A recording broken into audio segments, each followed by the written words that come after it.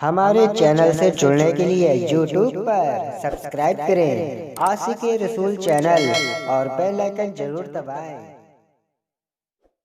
کر پائے گا۔ چنانچہ وزیر اس عالمہ کے بتائے ہوئے پتے پر پہنچا تو کیا دیکھتا ہے کہ ایک شخص ہے، ایک کونے میں پڑا ہوا ہے، جس کے نہ ہاتھ ہیں نہ پیر ہیں اور نہ آنکھ ہیں، بالکل اپاہج ہے۔ تو وزیر سوچنے لگا کہیں اس عالمہ نے ہمارے ساتھ کوئی مذاق تو نہیں کیا۔ وہ پلٹ کر کے عالمہ کے پاس پہنچا اور کہا کہ وہاں ہم گئے تھے آپ کے پتے پر، وہاں ہم نے ایسے ایسے شخص کو دیکھا۔ تو وہ عالمہ کہنے لگی تجھے اس شخص کے ہاتھ پیر اور آنکھوں سے کیا مطلب، تجھے اس کی زبان سے مطلب ہے۔ وہ حیرت انگیز بات کو جانتا ہے، تو اسے بادشاہ کے پاس لے جا اور اپنے مقصد کو تو حاصل کر لے گا، اس لیے کہ اس کی زبان صحیح ہے اور وہ تجھے حیرت انگیز بات کو بتائے گا۔ چنانچہ وزیر جاتا ہے اور اس شخص کو ڈولی میں بٹھا کر کے بادشاہ کے پاس لے کر کے آتا ہے۔ بادشاہ نے جیسے ہی اپاہج شخص کو دیکھا جس کے نہ ہاتھ ہیں نہ پیر نہ آنکھ ہیں، بادشاہ نے کہا کہ اے شخص یہ کیسا حادثہ ہے، یہ کسی حادثے کا نتیجہ ہے یا تو اپاہج ہی پیدا ہوا؟ تو وہ شخص کہنے لگا اے بادشاہ سلامت یہ ایک حادثے کا نتیجہ ہے۔ میں ایک تاجر تھا، بزنس مین تھا اور میرے پاس ایک جہاز تھا، بحری جہاز تھا، سمندری جہاز، جس پر میں نے 1000 لوگوں کو سوار کیا اور کچھ سامان لاد کر کے میں تجارت کے لیے جا رہا تھا۔ اچانک میرا جہاز ایک چٹان سے ٹکرایا اور جہاز ٹکڑے ٹکڑے ہو گیا۔ میں ایک پلے پر بیٹھ گیا، جہاز کے ایک ٹکڑے پر بیٹھ گیا اور جہاز کے اس ٹکڑے سے تھی آہستہ آہستہ میں کنارے پر پہنچ گیا، سمندر کے ساحل پر پہنچا۔ تو میں جب جس ساحل پر پہنچا، کنارے پر پہنچا، وہاں میں نے اللہ کا شکریہ ادا کیا کہ مولا سب مر گئے، تو نے مجھے بچا لیا۔ وہاں میں نے اتر کر 2 رکعت نماز پڑھی تو اچانک میں نے دیکھا کہ ایک مکان نظر آ رہا ہے دور سے۔ میں اس مکان کے قریب پہنچا تو کیا دیکھتا ہوں کہ ایک بہت بڑا وسیع محل آباد ہے، بہت چوڑا محل ہے۔ میں اس محل کے دروازے پر پہنچا تو میں نے دیکھا کہ ایک شخص اس محل کے اوپر پہنچا تو میں نے دیکھا کہ ایک گڈھا کھدا ہوا ہے، اس میں خوب آگ بھری ہوئی ہے، خوب آگ بھری ہوئی ہے، پانی بھرا ہوا ہے صاف شفاف، اور ایک شخص کو پھانسی کے پھندے پر اسی پانی کے اوپر لٹکایا گیا اور اس کے اوپر آگ جل رہی ہے۔ یہ 3 باتیں میں نے دیکھی۔ کیا دیکھا کہ ایک گڈھا ہے، اس میں صاف و شفاف پانی بھرا ہوا ہے اور ایک شخص پھانسی کے پھندے پر لٹکا ہوا ہے، اس کے اوپر آگ جل رہی ہے اور وہ شخص چلا چلا کر کے کہتا ہے کوئی شخص جو اللہ کے نام پر مجھے پانی پلا دے۔ تو وہ شخص کہنے لگا مجھے رحم آیا اس کے اوپر اور میں نے چاہا کہ میں اسے پانی پلا دوں۔ جیسے ہی بڑھ کر میں نے اسے پانی پلانا چاہا تو غیب سے آواز آئی کہ اے اللہ کے بندے کیا تو اللہ کے دشمن کو پانی پلائے گا؟ یہ سن کر کہ میں رک گیا اور ڈر گیا۔ جب میں محل کے اندر گیا تو کیا دیکھتا ہوں کہ ایک خوب بڑا گڈھا ہے اور اس میں آگ ہی آگ بھری ہوئی ہے، تمام لوگ اس میں، ہزاروں لوگ آگ میں جل رہے ہیں اور وہ چلا کر کے کہتے ہیں ہے کوئی جو اللہ کے نام پر مجھے اس آگ سے رہا دلا دے، نجات دلا دے، اس آگ سے نکال لے۔ تو وہ شخص کہتا ہے مجھے رحم آیا اور میں ان کو بچانے لگا تو غیب سے پھر آواز آئی کہ اے اللہ کے بندے تو مانتا نہیں ہے، بار بار اللہ کے دشمنوں کی مدد کرنے کے لیے ہاتھ بڑھاتا ہے، ہم نے تجھے یہ سزا دے دی کہ تیرے دونوں پیر کاٹ دیے جائیں اور دونوں ہاتھ کاٹ دیے جائیں اور دونوں آنکھوں سے تجھے اندھا کر دیا جائے۔ اب بتا تجھے یہ سزا منظور ہے یا جہنم کا عذاب منظور ہے؟ اس شخص نے کہا اللہ اگر تو نے یہ سزا دی ہے میرے ہاتھ پیر کاٹ دے، ہاتھ کاٹ دے، آنکھ پھوڑ دے، یہ سزا منظور ہے، لیکن جہنم کا عذاب مجھے نہ دے، یہی سزا دے دے میرے لیے کافی ہے۔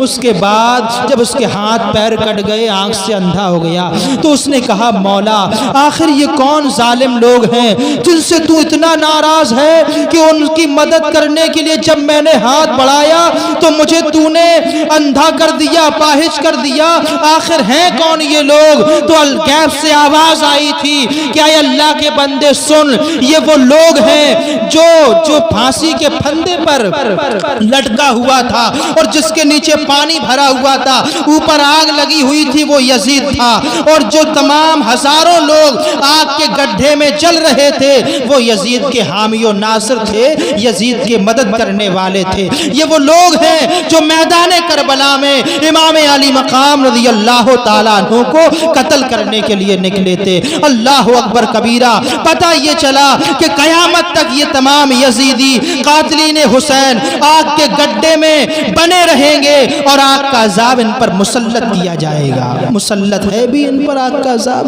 اور یزید پانی سے تڑپتا رہا، پانی مانگ رہا تھا۔ ایسی دردناک سزا میں اللہ نے دنیا میں ان کو مبتلا کیا، دنیا میں ان کو مسلط کیا۔ جیزان ملت اسلامیہ روایتوں میں یہ بھی آتا ہے کہ ایک جہنمی سانپ ہے جس کا نام شدید ہے، وہ روزانہ 70 مرتبہ اپنے پھن کو پٹکتا ہے، اس سے زہر ٹپکتا ہے۔ اللہ فرماتا ہے کہ اے شدید سانپ تو کیا چاہتا ہے؟ 70 مرتبہ اپنے پھن کو کیوں پٹکتا ہے؟ وہ شدید سانپ اللہ کی بارگاہ میں عرض کرتا ہے کہ اے اللہ جو قاتلین حسین ہیں انہیں میرے حوالے کر دے تاکہ میں اپنا زہر ان پر اگل سکوں۔ تو اللہ ارشاد فرماتا ہے اے شدید سانپ ٹھہر جا، ہم قاتلین حسین کو تیرے ہی حوالے کریں گے اور تو اپنا زہر ان پر اگلنا۔ ایک روایت میں یہ آیا ہے کہ جو قاتل حسین ہے یا قاتلین حسین ہیں تو اللہ تعالی انہیں آگ کے صندوق میں بھرے گا، آگ کے صندوق میں وہ رکھے جائیں گے اور ان کے ہاتھ اور پیر آگ کی زنجیروں سے باندھ دیے جائیں گے۔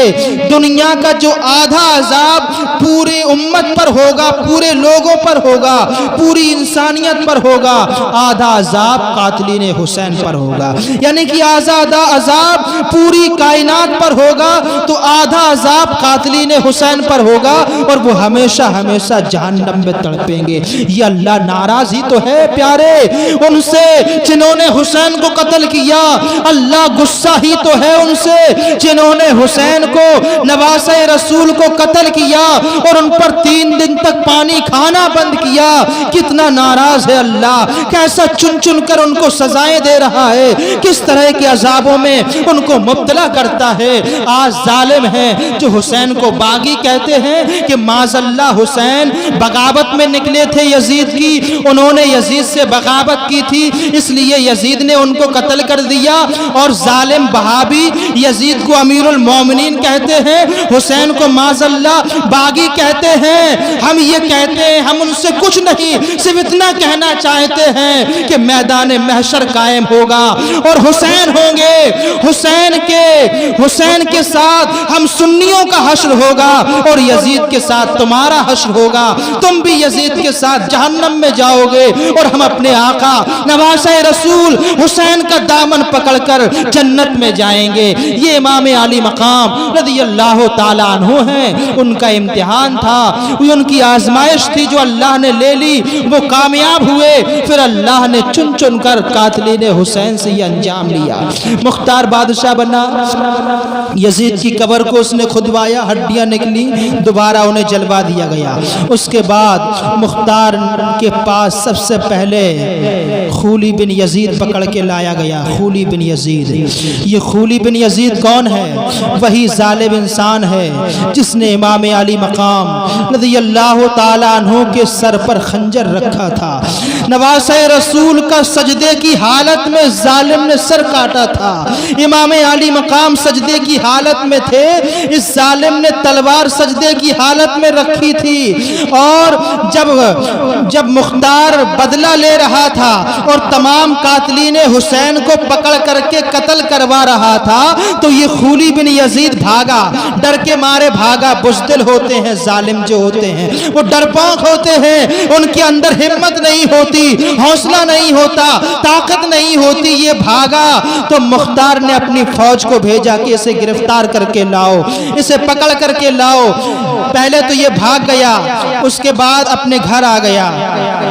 خولی بن یزید کی جو بیوی تھی وہ محب اہل بیت تھی، وہ نواسہ رسول امام علی مقام سے محبت کرتی تھی، وہ اللہ کے نبی کے گھر والوں کی بڑی چاہنے والی تھی، خولی بن یزید کی بیوی۔ اس سے پہلے جب خولی امام علی مقام کے سر کو ایک نیزے پہ بلند کر کے لے جا رہا تھا تو کوفہ لے جا رہا تھا تو راستے میں اس کا گھر پڑتا تھا، ایک رات کے لیے وہیں اپنے گھر میں رک گیا۔ یہ امام علی مقام کے سر کو اس نے ایک تندور میں رکھ دیا، تندور میں رکھ دیا ہے نا، اس میں رکھ دیا اور یہ سو گیا۔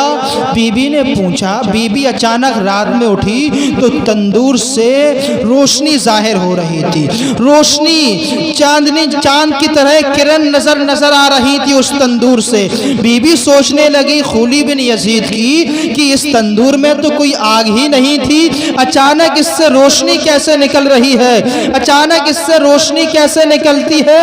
جب وہ قریب گئی تو کیا دیکھتی ہے کہ نواسہ رسول امام علی مقام کا کٹا ہوا سر تندور میں رکھا ہوا ہے، اس لیے کہ اس نے پہلے بھی کبھی ایک مرتبہ امام علی مقام کی زیارت کی تھی، اس لیے وہ سر کو پہچان گئی کہ اللہ اکبر، یہ تو نواسہ رسول کا کٹا ہوا سر ہے، اور میرا شوہر مجھ سے کہتا تھا خولی کہ ایک یزید کے باغی کا سر ہے جو یزید کے خلاف نکلا تھا، اس کو قتل کیا گیا، اللہ اکبر، یہ تو امام علی مقام کا سر ہے۔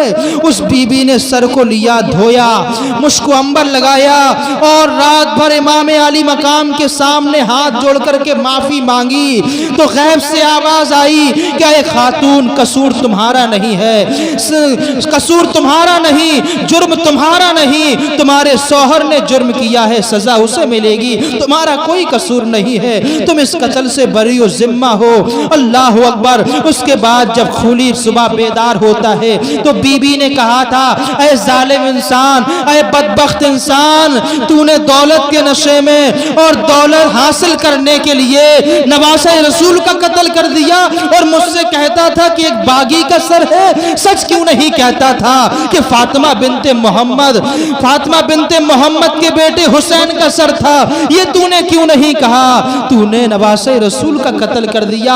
آج سے میں قسم کھاتی ہوں کہ میں اس دنیا میں بھی اور آخرت میں بھی تجھ سے علیحدہ ہوں، تجھ سے الگ ہوں اور تجھ سے کبھی تیرے قریب نہیں آؤں گی۔ اس کی خولی کی بی بی نے یہ قسم کھا لی تھی، اللہ اکبر کبیرہ۔ جب خولی کو مختار بن عبید نے سپاہیوں کو بھیجا کہ پکڑ کر کے لاؤ تو خولی نے اپنی بیوی سے کہا کہ جب سپاہی آئیں تو کہہ دینا گھر میں نہیں ہے خولی۔ سپاہی پہنچے مختار بن ابو عبیدہ ثقفی کے، کہا خولی کہاں ہے؟ بی بی نے زبان سے تو کہہ دیا کہ خولی نہیں ہے گھر میں، لیکن ہاتھ کا اشارہ کرتے ہوئے کہا کہ اس ٹوکری کے نیچے چھپا ہوا ہے۔ چھپ گیا تھا وہ ایک ٹوکری کے نیچے جس میں آٹا وغیرہ رکھا جاتا ہے، مٹی کی جو ٹوکری ہوتی ہے بڑی، اسی کے نیچے خولی چھپ گیا تھا۔ بی بی نے زبان سے کہہ دیا کہ یہاں نہیں ہے گھر میں، لیکن ہاتھ کا اشارہ کر دیا کہ اس ٹوکری میں ہے، اور مختار کے سپاہیوں نے اسے گرفتار کیا، گرفتار کر کے مختار کے دربار میں پیش کیا گیا۔ جیسے ہی خولی مختار کے دربار میں آیا، مختار کی آنکھوں میں آنکھیں غصے سے سرخ ہو گئیں، مختار کانپنے لگا اور کہنے لگا، اے ظالم، تو ہی تو وہ بدبخت ہے جس نے نواسہ رسول کے سر کو نیزے پر بلند کیا تھا اور خوش ہوتا تھا اور کوفے میں آوازیں لگاتا تھا کہ میں نے حسین کے سر کو کاٹا ہے اور نیزے پر بلند کیے ہوئے ہوں، تو یہ آوازیں لگاتا تھا۔ تو خولی کہنے لگا، اے مختار، مجھے معاف کر دو، میں نے قتل نہیں کیا تھا، میں تو صرف انعام حاصل کرنے کے لیے آواز لگا رہا تھا۔ معافی مانگنے لگا۔ مختار نے کہا، اے ظالم، میں تجھے کیسے معاف کر دوں؟ تو نے نواسہ رسول پر نہ رحم کیا، تو نے فاطمہ کا گھر اجاڑ دیا، تو نے اسلام کا چراغ بجھا دیا، تو نے حسین پر رحم نہ کیا میں تجھ پر کیسے رحم کھا جاؤں۔ خولی کو مختار نے حکم دیا اپنے سپاہیوں کو کہ اس ظالم کے دونوں ہاتھ کاٹ دیے جائیں۔ اس کے دونوں ہاتھ کاٹ دیے گئے۔ پھر مختار نے حکم دیا کہ خولی کے دونوں پیر کاٹ دیے جائیں۔ دونوں اس ظالم کے پیر بھی کاٹ دیے گئے اور اس کے گھر والوں کو بلایا گیا۔ اس کے گھر والوں کے سامنے مختار نے اپنے سپاہیوں کو حکم دیا کہ اس کی لاش میں آگ لگا دی جائے۔ آگ لگا دی گئی اور مختار اس وقت تک وہی کھڑا رہا جب تک کہ خولی کی لاش جل کر کے راکھ نہ ہو گئی۔ یہ میت کسی بے ادب کی ہے، منہ دکھانے کے قابل نہیں ہے۔ ان کے دشمن پہ لعنت خدا کی، رحم پانے کے قابل نہیں ہے۔ ان کے دشمن پہ لعنت خدا کی، رحم پانے کے قابل نہیں ہے۔ ابھی خولی